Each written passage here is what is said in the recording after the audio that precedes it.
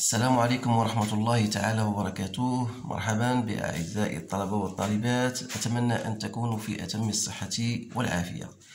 إذا عندنا غادي نتقاسم معكم إن شاء الله واحد التمرين في الكيمياء مستوى الثانية بكالوريا بيوف، وهو واحد التمرين طبيعة الحال اللي هو مهم جدا وفيه بعض الأسئلة اللي هي تطرح غالبا في امتحان الفروض أو امتحان الوطني. إذن على بركة الله.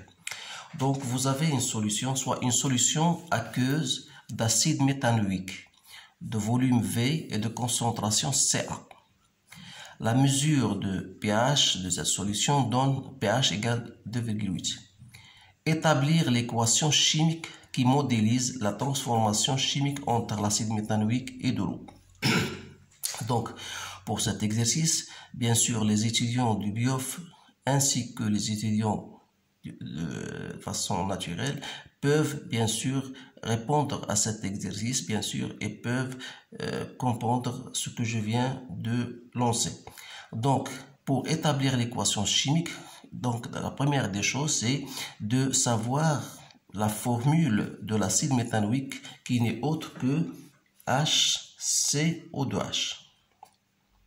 Donc, sa réaction avec de l'eau, ça donne une base plus H3 au plus. Donc, vous devez savoir que c'est un acide.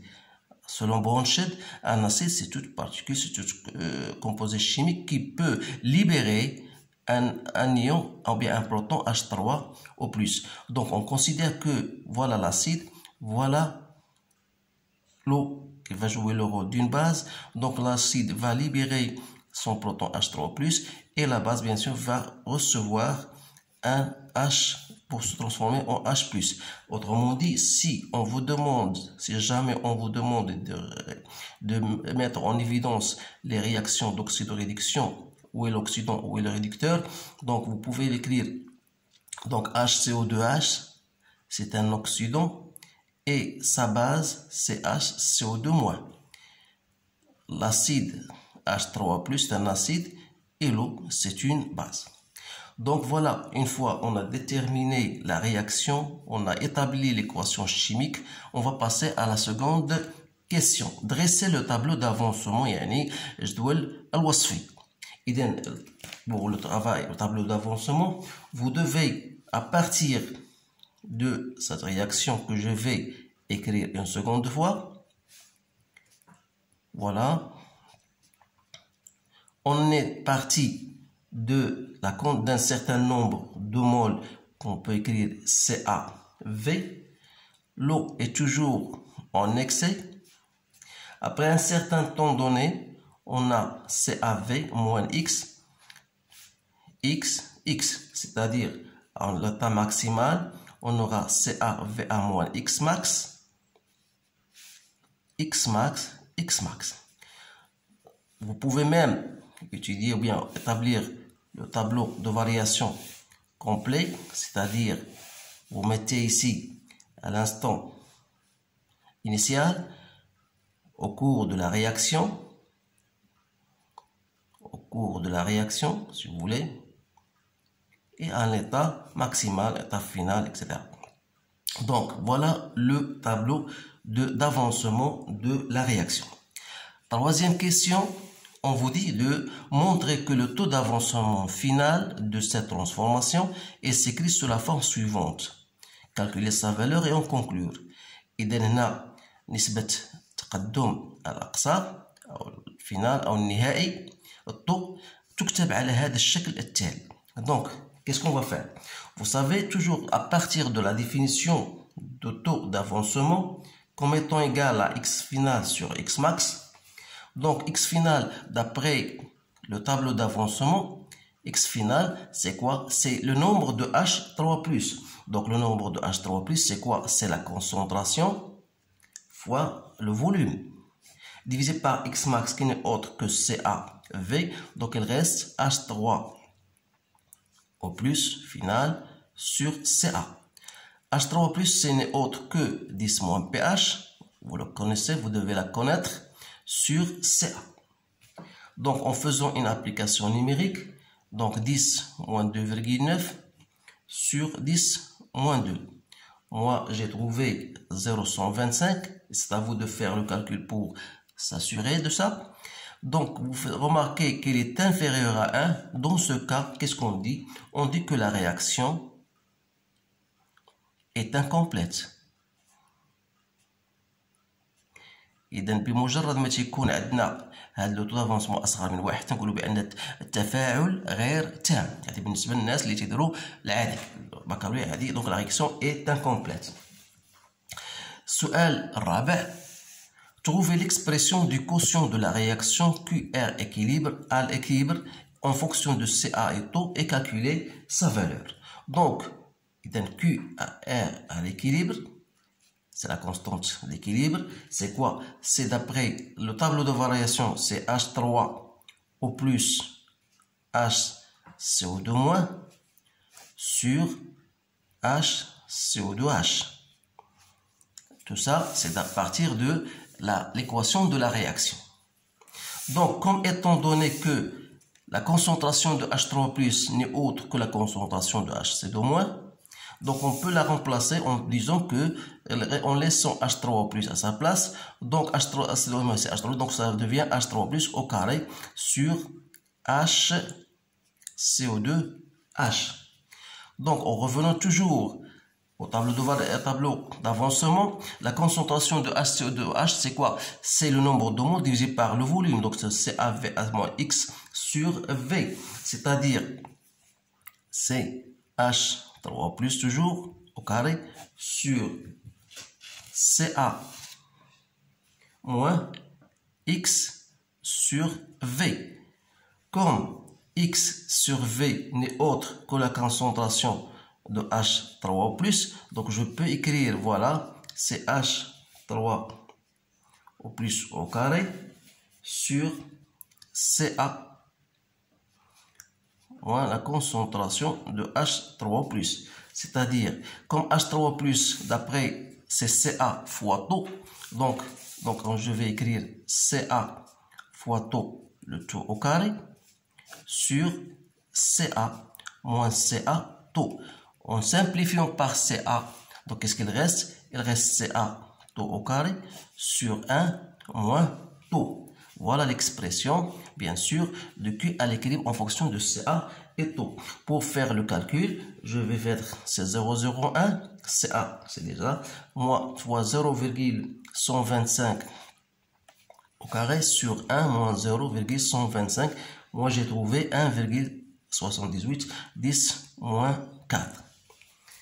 Maintenant, je vais passer à la cinquième question.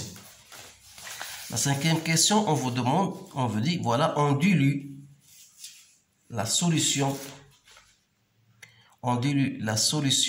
précédente, on obtient une solution SA.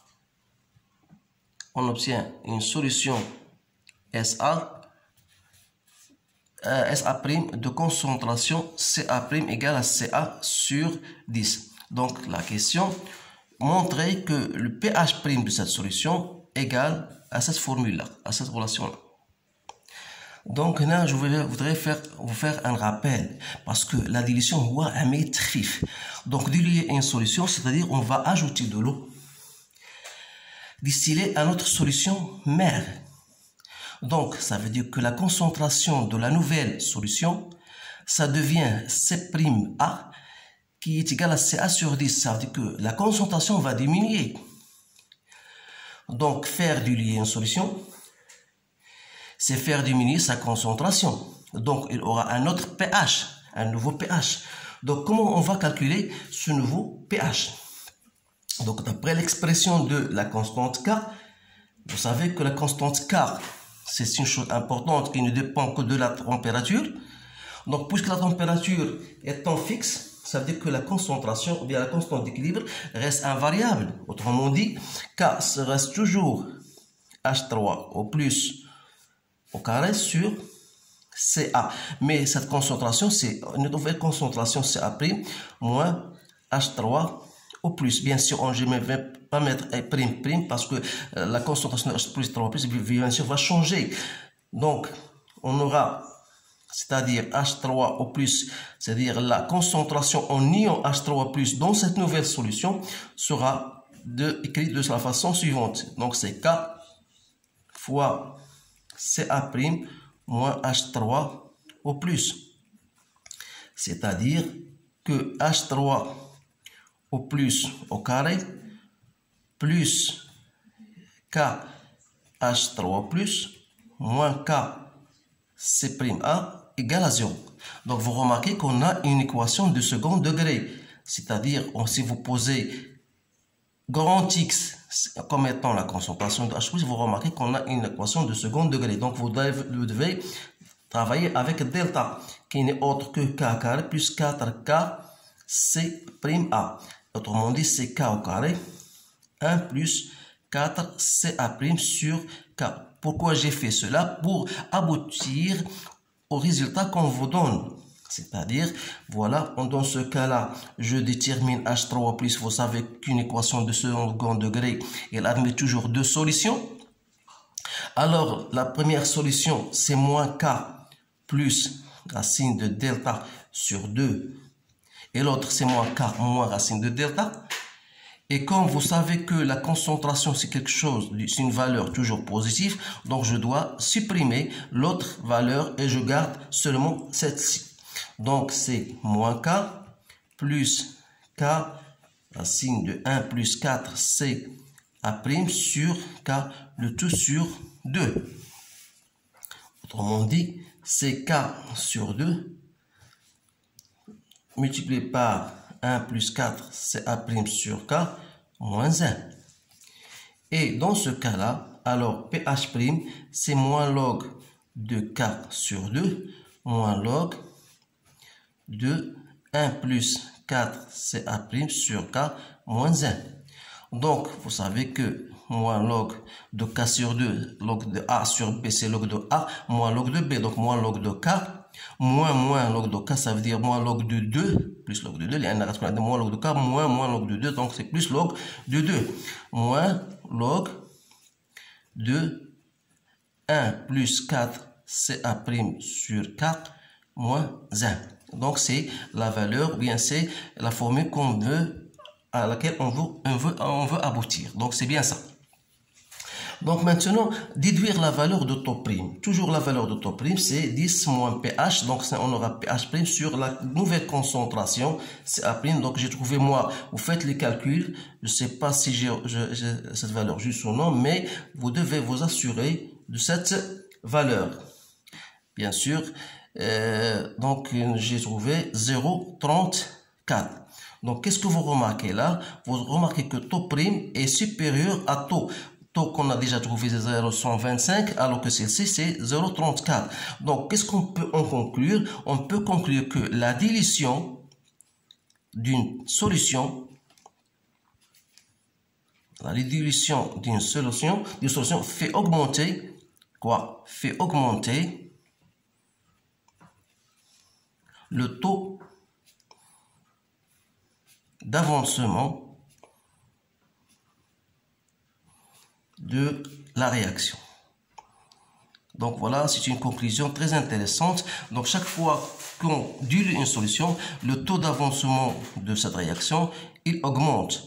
Donc je pense que j'ai terminé cet exercice. Donc vu son importance, je voudrais bien sûr vous partager avec vous cet exercice-là.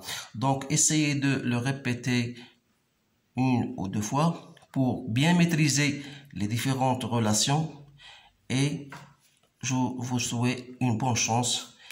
Donc dans la séance prochaine, Inch'Allah, on va faire d'autres exercices plus intéressants, plus importants que celle-ci. Donc je vous souhaite un bon avenir et une bonne réussite. Donc à bientôt.